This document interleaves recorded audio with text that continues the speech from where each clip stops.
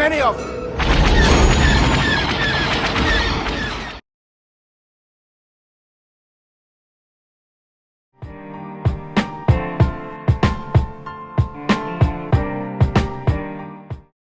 Good evening and welcome to another episode of Randall's Comics. And everyone's having a wonderful Wednesday.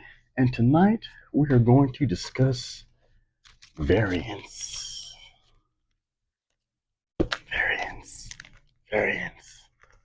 Variants. All variants. Anyway, this is nothing new, really, to be honest with you.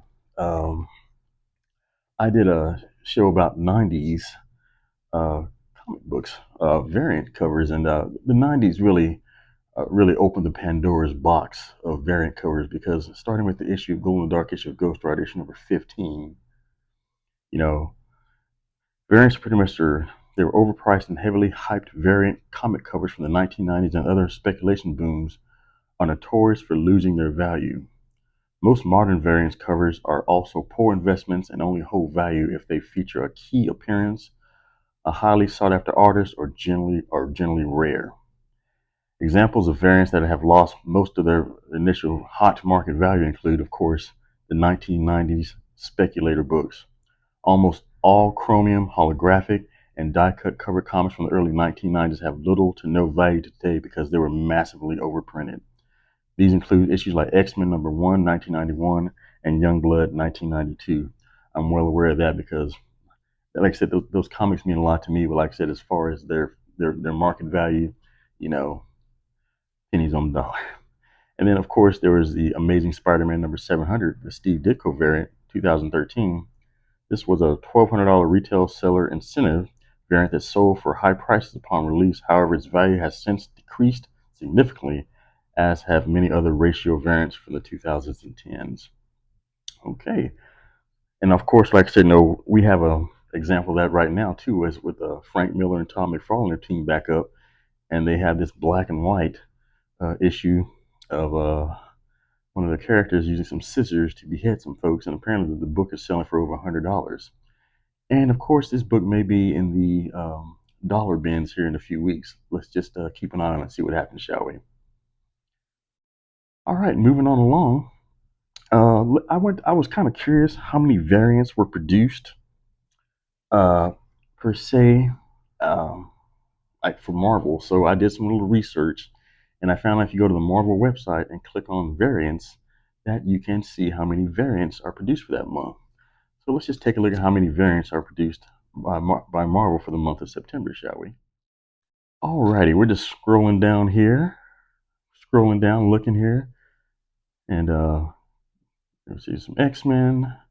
Oh, on sale 9/17. Oh, and I see Civil War, and I see some Deadpool Wolverine variants right off the back. Fantastic Four issue, man, 1, 2, 3, 4, 5, 6, 7, like 7 or 8 variants for that one. Hulk number 29, 3, 4, 5.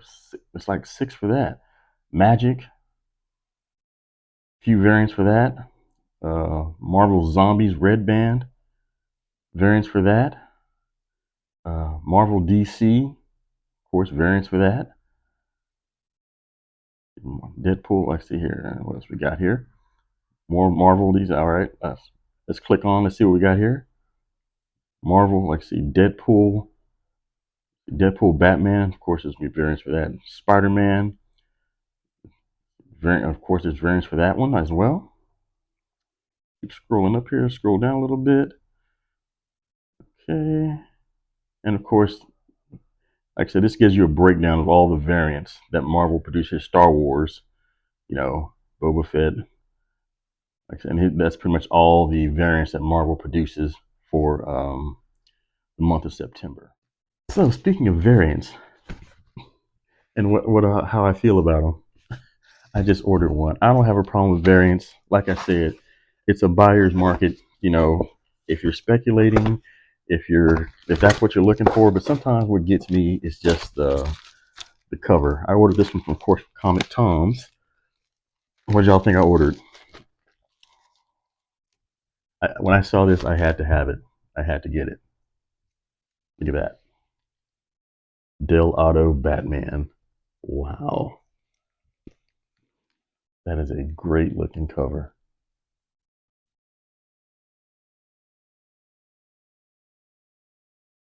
Anyway, yeah, I'm a sucker for the covers.